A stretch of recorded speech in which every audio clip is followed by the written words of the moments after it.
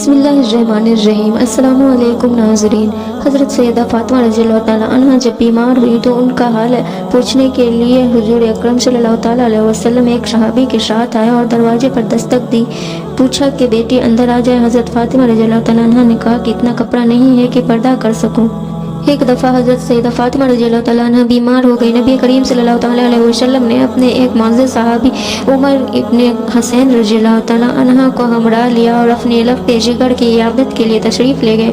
دروازے پر پہنچ کر داخلے کی اجازت مانگی۔ سیدہ فاطمہ رضی اللہ تعالیٰ عنہ نے عرض کی تشریف لائیں۔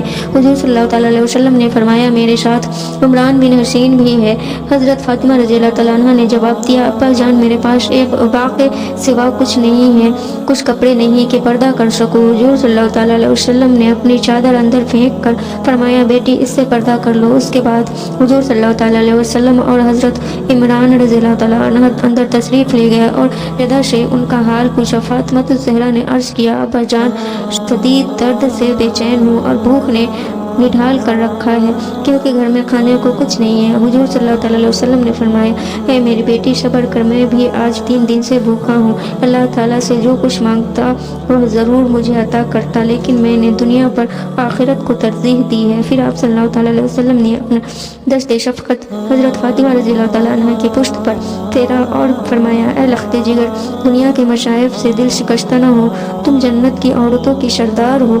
فاطمہ الزہرا رضی اللہ تعالیٰ عنہ اس فقر و عنایت کے ساتھ کمال درجہ کی عابد تھی۔ حضرت حسن رضی اللہ تعالیٰ عنہ سے روایت ہے کہ میں نے اپنے ماں کو شام سے صبح تک عبادت کرتے اور اللہ کے حضور گڑیا وزاری کرتے دیکھا، لیکن انہوں نے اپنی دعاؤں میں اپنے لیے کبھی کوئی درخواست نہ کی۔ ایک دفعہ سیدہ علیم تھی لیکن علالت میں بھی رات بھر عبادت میں مصروف رہی۔ جب حضرت علی رضی اللہ تعالیٰ عنہ صبح کی نماز کے لیے مسجد گئے تو وہ نماز کے لیے کھڑی ہو گئی۔ نماز سے فارغ ہو چکی تو چکی پیسنے لگی۔ حضرت علی رضی اللہ تعالیٰ عنہ نے واپس آ کر انہیں چکی پیستے دیکھا تو فرمایا اے رسول خدا کی بیٹی اتنی مشقت نہ اٹھایا کرو، تھوڑی دیر آرام کر لیا کرو، کہیں زیادہ بیمار نہ ہو جاؤ۔ فرمانے لگے خدا کی عبادت اور آپ کی اطاعت مرض کا بہترین علاج ہے، اگر ان میں سے کوئی موت کا باعث بن جائے تو اس سے بڑھ کر میری خوش نصیبی کیا ہوگی۔ ایک مرتبہ حضور صلی اللہ تعالیٰ علیہ وسلم نے سیدہ سے پوچھا اے میری پیاری بیٹی مسلمان عورتوں کے اوصاف کیا ہیں؟ انہوں نے عرض کیا ابا جان عورت کو چاہیے کہ اللہ اور رسول کی اطاعت کرے، اولاد پر شفقت کرے، اپنے نگاہیں نیچی رکھے، اپنی زینت کو چھپائے، نہ خود غیروں کو دیکھے نہ غیر اس کو دیکھ پائے۔ حضور صلی اللہ تعالیٰ علیہ وسلم یہ جواب سن کر بہت خوش ہوئے۔ نبی کریم صلی اللہ تعالیٰ علیہ وسلم حضرت فاطمہ رضی اللہ تعالیٰ عنہ سے بے پناہ محبت فرماتے تھے۔ صحیح بخاری میں روایت ہے کہ ایک دفعہ حضرت علی رضی اللہ تعالیٰ عنہ نے گورا بنت ابو جہل سے نکاح کا ارادہ کیا۔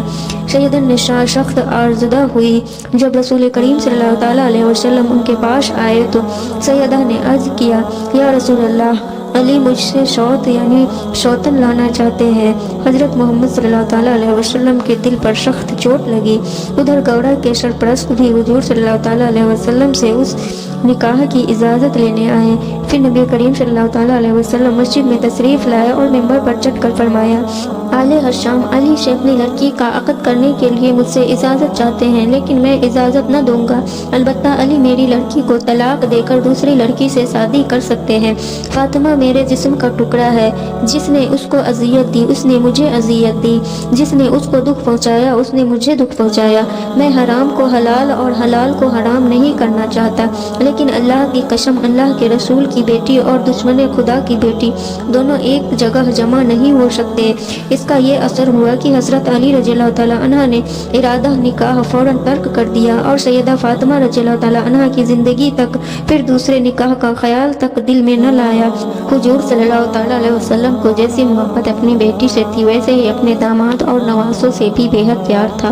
ان سے فرمایا کرتے جن لوگوں سے تم ناراض ہوں گے میں بھی ان سے ناخوش ہوں گا، جن سے تمہاری لڑائی ہے ان سے میری بھی لڑائی ہے، جن سے تمہاری صلح ہے ان سے میری بھی صلح ہے۔ حضرت علی رضی اللہ تعالیٰ عنہ سے فرمایا کرتے اے علی تم دنیا و آخرت میں میرے بھائی ہو۔ فاطمہ الزہرا کے دونوں فرزند حضرت حسن اور حضرت حسین رضی اللہ تعالیٰ عنہ کو حضور صلی اللہ تعالیٰ علیہ وسلم بھی اپنے لخت جگر کے ٹکڑے سمجھتے تھے۔ बोशे देते और अपने कंधों पर उठाए फिरते थे। हज़रत अली रज़ियल्लाहु ताला अन्हु से रवायत है कि वह रसूलुल्लाह सल्लल्लाहु ताला अलैहि वसल्लम के पास हाजिर थे। रसूलुल्लाह सल्लल्लाहु ताला अलैहि वसल्लम ने दरियाफ्त फरमाया, औरत के लिए कौन सी बात सबसे बेहतर है?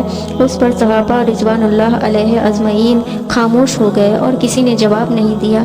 हज़रत अली रज़ियल्लाहु ताला अन्हु कहते हैं कि मैंने वापस आकर हज़रत फातिमा रज़ियल्लाहु ताला अन्हा से दरियाफ्त किया कि औरतों के लिए सबसे बेहतर क्या बात है। हज़रत फातिमा रज़ियल्लाहु ताला अन्हा ने फरमाया, न वह मर्द को देखे और न मर्द उनको देखे। तो मैंने जवाब दिया कि रसूलुल्लाह सल्लल्लाहु ताला अलैहि वसल्लम से जिक्र किया तो आप सल्लल्लाहु ताला अलैहि वसल्लम ने फरमाया, फातिमा रज़ियल्लाहु ताला अन्हा मेरी लख्ते जिगर है। हज़रत फातिमा रज़ियल्लाहु ताला अन्हा ने एक दफ़ा अशमा बिनते अमीस रज़ियल्लाहु ताला अन्हा से कहा कि मुझे हया आती है कि जब मेरा इंतकाल हो तो मैं मर्दों के तख्त पर लिटाकर और एक कपड़ा उड़ाकर मुझे कंधे पर उठा ले, इसलिए अंदेशा है कि कपड़े के ऊपर से मेरा जिस्म जाहिर हो। तो हज़रत अशमा रज़ियल्लाहु ताला अन्हा ने कहा, जिगर गोशा रसूलुल्लाह सल्लल्लाहु ताला अलैहि वसल्लम, क्या मैं तुम्हें ऐसी चीज़ न दिखाऊं जो मैंने हफ्सा में देखी थी? हज़रत फातिमा रज़ियल्लाहु ताला अन्हा ने कहा, क्यों नहीं, ज़रूर दिखाए। फिर हज़रत अस्मा रज़ियल्लाहु ताला अन्हा ने खजूर की ताज़ा टहनियाँ मंगवाई, कमान की शक्ल में उनको मोड़ मोड़ कर रखा और उनके ऊपर कपड़ा डाल दिया। हज़रत फातिमा रज़ियल्लाहु ताला अन्हा ने फरमाया, ये तो बड़ी अच्छी चीज़ है, उससे मर्द औरत के जनाजे में इम्तियाज हो जाएगा और औरत का जिस्म भी छुप जाएगा। देखो अस्मा, जब मेरा इंतकाल हो तो तुम और अली मेरे गुस्ल में शरीक हो, कोई और मेरे करीब ना आए और मेरे चारपाई पर उसी तरह छड़िया रख देना। जब हज़रत सैयदा फातिमा रज़ियल्लाहु ताला अन्हा का इंतकाल हुआ तो हज़रत अस्मा रज़ियल्लाहु ताला अन्हा ने दुल्हन के डोले की तरह एक पर्दा पोश चादर चारपाई तैयार की और कहा, फातिमा रज़ियल्लाहु ताला अन्हा ने मुझे इसकी वसीयत की थी। और उन रिवायात से अंदाज़ा लगाया जा सकता है कि हज़रत फातिमा रज़ियल्लाहु ताला अन्हा पर्दा का कितना एहतमाम फरमाती थी। यही वजह थी कि आप सल्लल्लाहु ताला अलैहि वसल्लम ने हज़रत फातिमा रज़ियल्लाहु ताला अन्हा की पाक दामनी पर जन्नत की खुशखबरी सुनाते हुए इरशाद फरमाया, फातिमा रज़ियल्लाहु ताला अन्हा ने अपनी इस्मत और पाक दामनी की ऐसी हिफाजत की कि अल्लाह ताला ने इसकी पाक दामनी की वजह से उसे और उसकी औलाद को जन्नत में दाखिल फरमा दिया। और एक रिवायत में है कि बेशक फातिमा रज़ियल्लाहु ताला अन्हा ने अपनी इस्मत और पाक दामनी की हिफाजत की तो अल्लाह ताला ने उसकी औलाद पर जहन्नुम की आग हराम कर दी। हज़रत उम्मे सलमा रज़ियल्लाहु ताला अन्हा फरमाती हैं, जब कुरान करीम की ये आयत नाज़िल हुई तो अंसार की ख़वातीनें अपने घरों से इस तरह निकली कि गोया उनके सर इस तरह बेहरकत थी जैसे उनके सरों पर परिंदे बैठे हों और उनके ऊपर काला कपड़ा था जिसको वह पहनी हुई थी। हज़रत आयशा रज़ियल्लाहु ताला अन्हा रिवायत फरमाती हैं, हम रसूलुल्लाह सल्लल्लाहु ताला अलैहि वसल्लम के साथ सफ़र हज में हालत एहराम में थी। जब हमारे पास से कोई सवार गुजरता तो हम अपनी चादरों को अपने सरों से लटका कर चेहरे के सामने कर लेती और जब लोग गुजर जाते तो हम चेहरे खोल लेते। हज़रत कैस बिन शमास से रिवायत है कि रसूलुल्लाह सल्लल्लाहु ताला अलैहि वसल्लम की खिदमत में एक औरत हाजिर हुई, उसका नाम उम्मे खलाद था और उनके चेहरे पर निकाब पड़ा हुआ था। ये औरत अपने बेटे के बारे में दरियाफ्त कर रही थी जो जंग में शहीद हो गया था। असहाब रसूल सल्लल्लाहु ताला अलैहि वसल्लम में से किसी ने आपको नकाब में देखकर कहा, इस वक्त भी आपने नकाब डाल रखा है? आपने जवाबन फरमाया, मैंने बेटा ज़रूर खोया है, हया नहीं खोई। अल्लाह पाक तमाम मुसलमान औरतों को पर्दे की तौफीक अता फरमाए, हमें दीन की मुकम्मल समझ नसीब अता फरमाए और हमारा खात्मा ईमान पर फरमाए। अल्लाह पाक मेरी और आपकी बख्शिश फरमाए, आमीन।